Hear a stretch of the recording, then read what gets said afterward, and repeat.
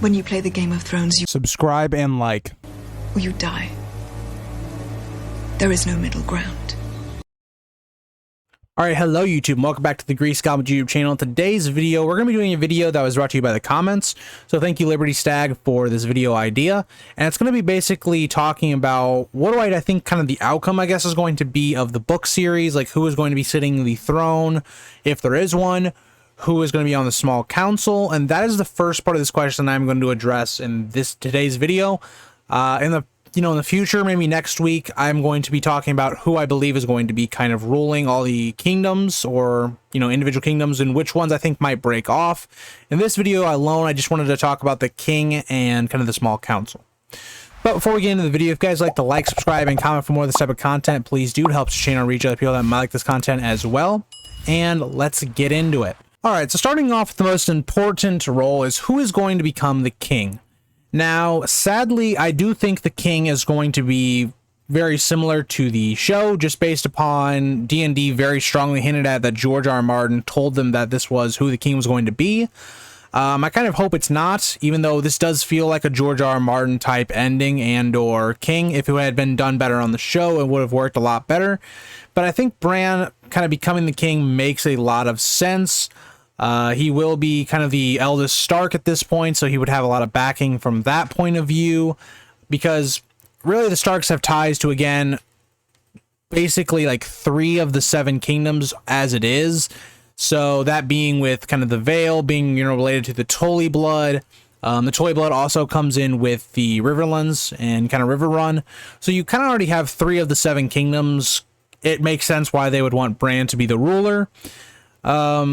I think he could also convince some of the other kingdoms as well, depending on who is, even there.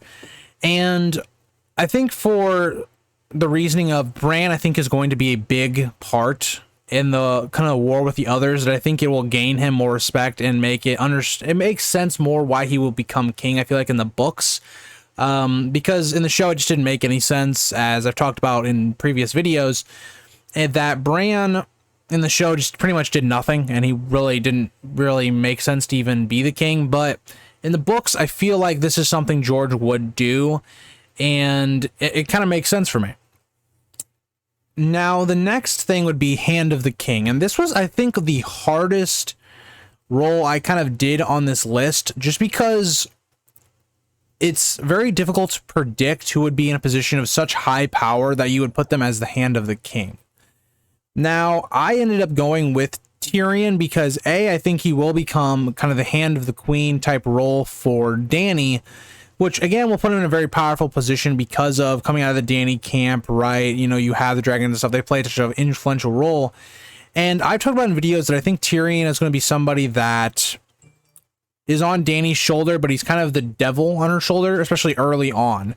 And I think he'll start to see kind of just the horror of the dragons and how using them can be devastating. And I think he'll kind of switch on that, and I think he'll try to start repenting for a lot of his sins. And I think he'll start to become a lot better of a good person. And I think Bran may see that and make him Hand of the King, because he's already done a very good job with it before, and he would have a ton of experience. He'd be easily the most qualified character at this point to do it. And that's kind of my justification for Tyrion. I do think Tyrion will be someone that does survive the entire story as well. So for all those reasons, I kind of put him as Hand of the King. Now, we've started out very, very tied in with the show, but I think in those 2 regards, they got them right. Now, the next one I want to talk about is Master of Ships and Master of Laws, because I feel like they're very much tied in for me. When I did this list, I kind of wanted to try and kind of diversify who is in the council, not all of it being from maybe Dany's camp, not all of it being from maybe like a northern camp. I kind of wanted to have it a bit mixed. So already in this list, even though Tyrion was in Dany's camp, you have the Lannisters, so you have someone in the west representing the west. You have Bran, who would be from the north. I, also ended up putting Wyman Mannerly as Master of Ships from the north as well. Now, a lot of people might be thinking Davos for Master of Ships, and I do think he would be a very good Master of Ships as well. But I decided to kind of throw him in another role as well that I'm going to talk about here in a second. But why I believe Master of Ships works really well for Wyman Mannerly is, yes, he is the kind of the Lord of White Harbor. They commanded, a decent navy. It's one of the best ports within the Seven Kingdoms. I think it would make a lot of sense to kind of throw him into the Master of Ships. You'd also have maybe a connection with Bran as well, with kind of doing the whole Northern Conspiracy stuff. I think Wyman Manderly getting that role would definitely depend on if he lives through the story, which I guess is definitely up there in the air. But let's just assume that he survives. I think he would be very good for this role. As well as I could also see somebody for Master of Ships could be maybe a Hightower or a Redwine. But for me, I decided to go with Wyman Manderly. Now, Master of Law is another role I had kind of a problem with, because I think Master of Law is a very hard one. So Master of the Law is kind of, you're there kind of as the person that handles justice, and you're in control of the gold cloaks, and you're kind of supposed to just kind of set the laws and all that, and kind of help make the king's decision when it comes to justice being done to prisoners and stuff like that. So this one was kind of a difficult one for me, because I think a lot of it, A, depends on who's alive at the end of the story, and 2, kind of who becomes Master of Ships. Because I think a really good candidate for Master of Laws, if Wyman Manderly is Master of Ships, would be Davos. I think Davos being Master of Laws would make a lot of sense. We see, as he is Hand of the King for Stannis, and kind of being around Stannis, Davos is always someone that kind of understands justice and kind of understands law and all that stuff, and talks Stannis out of a lot of immoral choices maybe, or helps him along with that idea, and helps him kind of figure out what really is justice. And Davos, with having his knuckles cut or whatever from being when he was a smuggler, would understand the value of the Master of Law position as well. So I think Davos would be really good in this position. Other people I could see being in the Master of Law position would be Randall Tarley, if he's still around. I'm not sure if he's going to still be around. I think Randall Tarley, it really depends who he ends up supporting. Like we saw on the show, he ends up dying to Daenerys. Personally, I don't know how that's going to play out. I think if he does go with the Tyrells, and maybe the Tyrells end up breaking away from the Lannisters when Fagon comes over, who knows? Maybe Randall Tarley could end up actually going to Aegon's side, and then that could lead to his kind of inevitable downfall, where we see something similar to where Randall Tarley is like, yeah, I'm backing Aegon because he is he's actually the true heir and all that stuff, and he gets burned that way. Or maybe he just dies in general. He's a military commander. They die all the time. So if he's alive, I think he'd be very good for this position. If he's not, then he's not going to be this position, obviously. Now, the last kind of candidate I had for this one was Edmure. I just thought it's a good way of incorporating the Riverlands into this small council, as well as Edmure. I do think would do a pretty solid job with this role. And for people that mainly watched the show that are watching this video, Edmure is kind of made out to be this kind of dumb character in the show, or kind of I don't know, he just is made to look stupid in the show. And for me, I think he's very an intelligent character. He can handle himself, and I think he would do very well in this position of kind of holding the gold cloaks and kind of being that force of reason and justice. I can definitely see that, and I think he would do a good job in that role as well. But again, he was probably my third candidate out of the candidates I did name for Master of Law. Master of Coin, I decided to go Willis Tyrell. I believe Willis Tyrell, out of all the Tyrells, will probably be the one that would survive if they do survive, just based upon the fact that, he's a cripple and all that, and he's kind of just ruling from Highgarden. So I think, based upon that, I think Willis has a good shot of living. And then also it would make a ton of sense for Willis Tyrell to be the Master of Coin, because, well, the Tyrells are extremely rich and powerful. So I think it would be a good way of incorporating one of the bigger kingdoms into the small council with Willis Tyrell. I think that makes a lot of sense. Now, I could see, if that does happen, where Willis Tyrell becomes Master of Coin, which I believe he has a very good shot at being, I could see Bran not wanting Randall Tarley, just based upon Randall Tarley being a bannerman of Willis Tyrell and all that stuff. I could definitely see him leaning towards a Davos or an Edmure. But for me, I believe Willis Tyrell makes sense for Master of Coin. He has also been kind of running and, doing all that stuff for Highgarden while, his father has been away. So he definitely has a lot of experience at managing a kingdom by himself. So I think definitely that is a good shout for Master of Coin. Now, Grand Maester.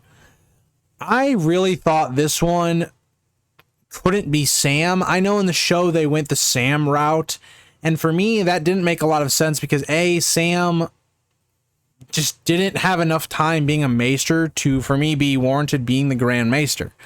So I kind of went a different route, and I went Marwyn the Mage. Now, Marwyn's going to be coming over with Dany, so he'll be in a position of power already, and I think Dany will probably make him her Grand Maester if she was to sit the throne, which I don't think she's going to.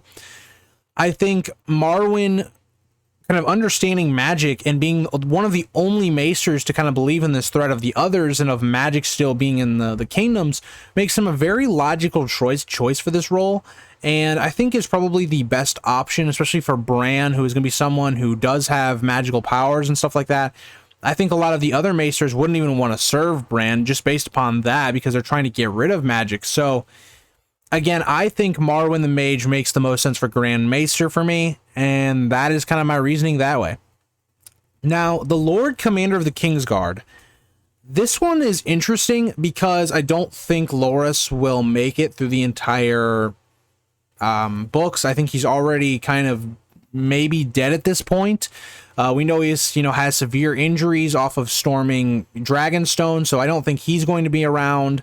So I think really what you're going to end up seeing is the Kingsguard pretty much gets completely remade based upon how many of them are already dead, and you don't want kind of the same people serving maybe. So I think Brienne will become Lord Commander of the Kingsguard. She's a very good swordsman. I think she'll get out of the Riverlands, and I think she'll get away from Lady Stoneheart and all that stuff. I think Brienne will find herself being in a position of she's a great fighter. She's a very valiant knight. She's a perfect person for the Lord Commander of the Kingsguard. Brienne really hasn't given any notion of having a family. So I think she would be the perfect person for that role. So for me, when you're looking at, you have your honor people in this kind of council. You have your people that are better at playing the political game and understanding that better as well in this as well. So for me, this would be my prediction on what the small council and the king is going to end up being by the end of the books. But let me know what you guys think. Let me know if I got some things wrong, which I probably did. And oh, wait, before we end out this video, I actually forgot one. So Master of Whisperers. I forgot this one basically because I don't think there's going to be one. I don't think this is a role that needs to be filled. I think Bran being able to see things, and I think he'll grow only more powerful as the books continue. I don't feel there's a need for this role, as well as I think Master of Whisperers, the last one really being Varys of prominence. We're not even going to talk about Cersei's small council. And this role to me doesn't need it. It just has a damaging effect, in my opinion, on the mental state of a king. Constantly knowing that everyone's going to betray you and stuff like that. I think this role will actually be disbanded. And that is my predictions for what is going to be the king and the small council. Let me know what you guys think I got right, what I got wrong, and I will see you guys all in the next video. Bye, guys. If you think this has a happy ending, you haven't been paying attention.